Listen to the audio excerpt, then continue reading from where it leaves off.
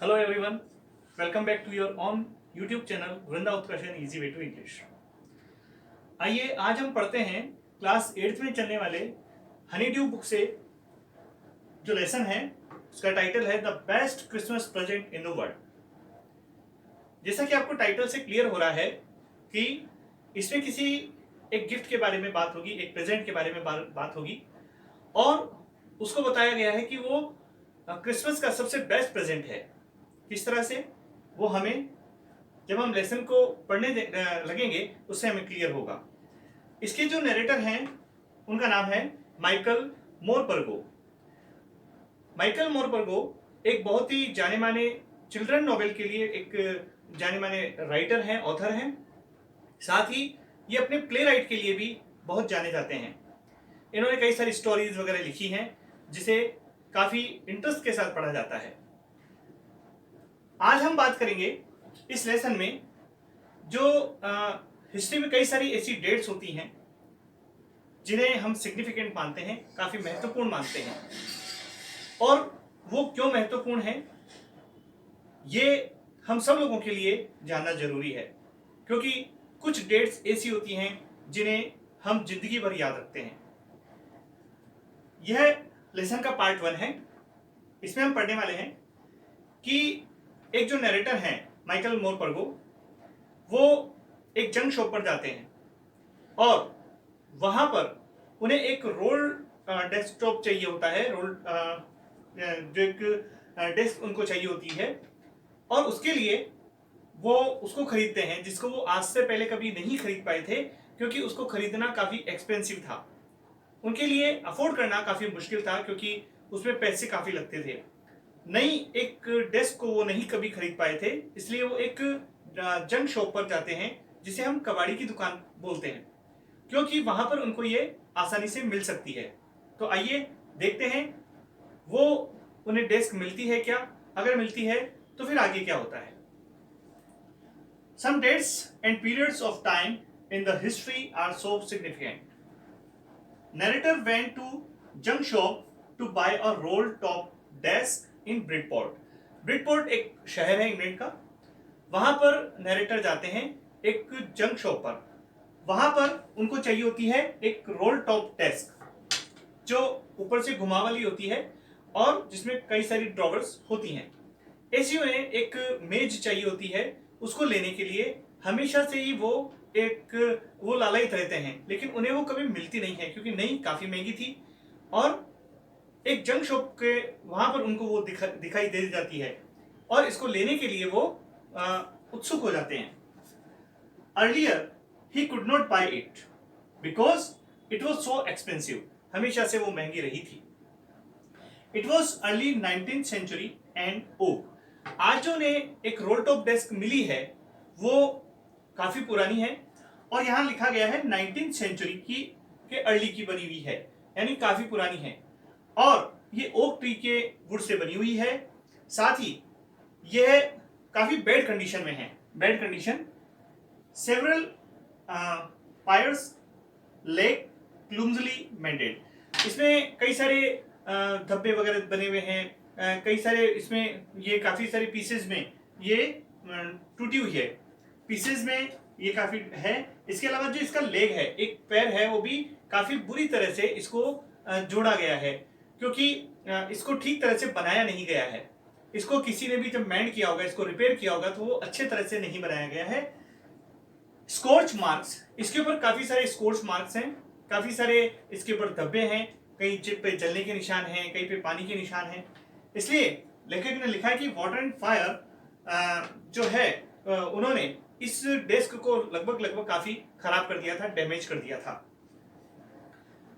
यहां पर वो उसको खरीदते हैं, लेकिन लेखक को कहीं ना कहीं मन में ये लगता है कि मैं इसको ठीक कर लूंगा। तो narrator thought that he could restore it. उनको लगता है कि नहीं, मुझे इतनी सस्ते में मिल रही है तो मैं इसको घर ले जा करके इसको ठीक कर लूंगा, ऐसा उनके मन में विश्वास है और इसको वो खरीद लेते हैं काफी कम दाम में। यहां पर उसको ठीक करना एक रिस्क का काम भी है और एक चैलेंज का काम भी है, लेकिन वो इस कार्य को शुरू करते हैं।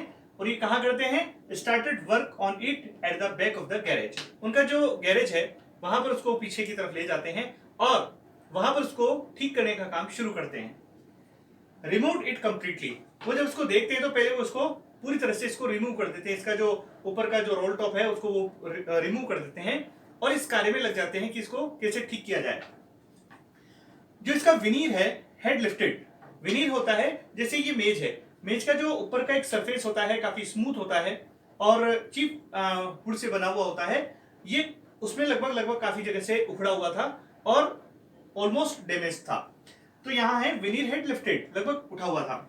लास्ट ड्रोवर स्टक फास्ट, जब वो इसको एक एक करके देखते हैं तो इसकी एक ड्रोवर काफी बुरी तरह से बंद है, वो खुलने में काफी उसको दिक्कत आ रही है, मुश्किल आ रही है। तो लास्ट ड्रोवर स्टक फास्ट, लेकिन उसको जब वो मेहनत करके खोलते हैं तो वो खुलती है। सीक्रेट ड्रॉवर इनसाइड, तो उसको जब खोलते हैं तो उसमें क्या देखते हैं कि उसके अंदर भी एक सीक्रेट ड्रॉवर है। जब उसके अंदर उस सीक्रेट ड्रॉवर को भी वो जब बाहर निकालते हैं तो क्या देखते हैं, ब्लैक टिन बॉक्स, उसके अंदर एक ब्लैक कलर का टिन बॉक्स रखा हुआ है। सेलो टेप्ड टू द टॉप, उसके जो टॉप के ऊपर एक सेलो टेप से एक पेपर लगा हुआ है और उसको वहां पर चिपकाया हुआ है। उसको देख करके उन्हें आश्चर्य होता है, अरे ये पेपर एक लाइन्ड पेपर है और लाइनिंग के पेपर में उसके ऊपर कुछ लिखा हुआ है। Shaky hand writing, shaky hand writing से तात्पर्य है ऐसे धूजते हुए हाथ से। कभी कभी जब ओल्ड एज में हम ढंग से नहीं लिख पाते हैं तो जो राइटिंग वर्क होता है वो थोड़ा शेकी हो जाता है, जो राइटिंग शेकी हो जाती है। तो ये शेकी हैंड राइटिंग में उस पर कुछ लिखा हुआ है, वो जो लाइन पेपर जो उस बॉक्स के ऊपर होता है, क्या लिखा हुआ है उसके ऊपर, जिम्स लास्ट लेटर रिसीव्ड जनवरी 25, 1950। यहां पर वो देखते हैं उस लाइन पेपर पे लिखा क्या हुआ है, यह जिम का लास्ट लेटर है जो कि 25 जनवरी 1915 को प्राप्त हुआ। साथ ही उसमें आगे क्या लिखा हुआ है देखिए, to be buried with me when the time comes, इसे इस लेटर को मेरे साथ ही दफना दिया जाए जब मेरा अंत निकट हो। यह देख करके लेखक को लगता है कि अरे ये किसने लिखा है, किसके लिए लिखा है। यह निश्चित रूप से किसी न किसी का कोई एक अटैचमेंट वाला पेपर हो सकता है, एक लेटर हो सकता है।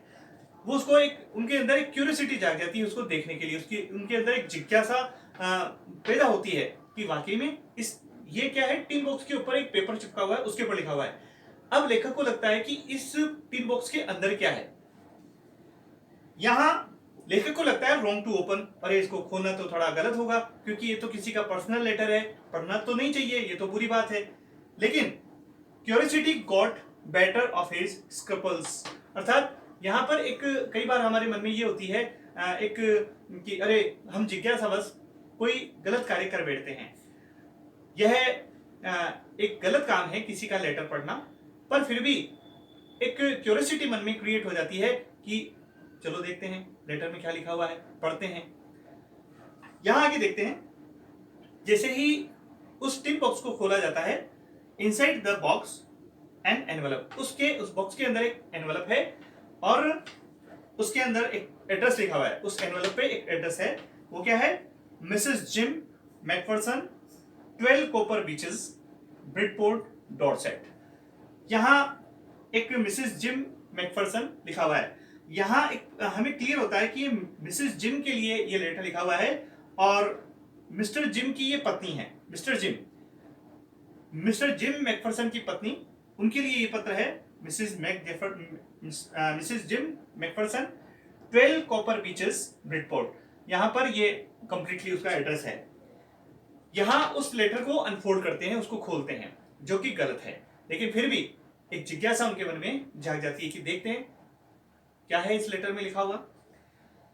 इट रिटन इन पेंसिल, वो जब उसको खोलते हैं तो उसमें पेंसिल से ये लेटर लिखा हुआ है, जिसकी डेट है डेटेड दिसंबर 26, 1914। यहां पर एक देखेंगे आप, यह 26 दिसंबर को लिखा हुआ है, यानी कि क्रिसमस के ठीक एक दिन बाद में, और 1914 को लिखा हुआ है। और जब ये लेटर लेखक को बॉक्स के ऊपर दिखाई देता है, उस बॉक्स के ऊपर जो पेपर चिपका हुआ है उसके ऊपर क्या लिखा हुआ है, जनवरी 25, 1915।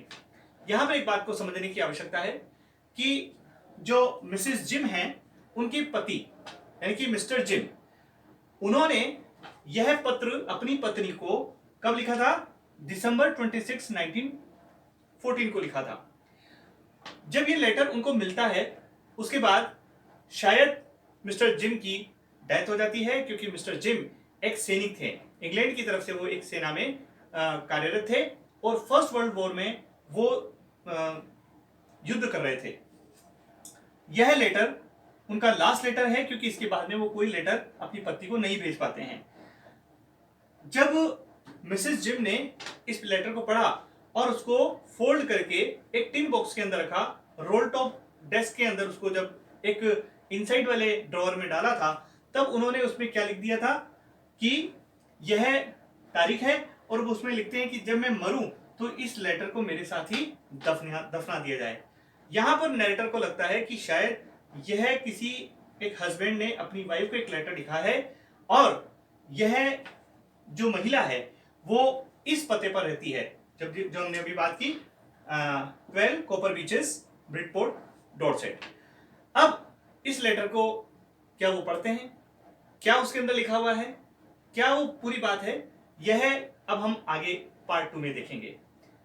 यहां पर अभी तक हमने केवल पार्ट 1 में यह बात की है कि लेखक एक जंक शॉप पर जाते हैं, वहां पर वो एक रोल टॉप डेस्क को खरीदते हैं, हालांकि वो बुरी कंडीशन में है फिर भी वो उसको खरीदते हैं। यहां पर उनको ये उम्मीद है कि मैं इसको घर ले जाकर के ठीक कर लूंगा। जब उसको ठीक करने लगते हैं तो काफी बैड कंडीशन में होने की वजह से उसके कई सारे ड्रॉवर्स जो हैं वो काफी पीसेस में टूटे हुए हैं, कुछ उसका जो एक लेग है वो भी काफी खराब है, लेकिन जो उसका एक ड्रॉवर है वो काफी सख्त है, खोलने में मुश्किल आती है। लेकिन कोशिश करने के बाद में जब उसको खोलते हैं और देखते हैं तो वो सब उनको इसमें दिखाई देता है, एक टिन बॉक्स और उसके ऊपर एक जो लाइन पेपर है वो चिपका हुआ है, जिसके ऊपर मिसेस जिम मैकफरसन ने लिखा हुआ है कि इसके अंदर का जो लेटर है उसको मेरे मरने पर मेरे साथ ही दफना दिया जाए। पार्ट 2 में हम पढ़ेंगे कि लेटर में मिस्टर जिम जो हैं वो अपनी पत्नी को क्या लिखते हैं। देखते रहें आप इसी तरह से हमारे अगले इस पार्ट 2 को। Thanks for watching this video.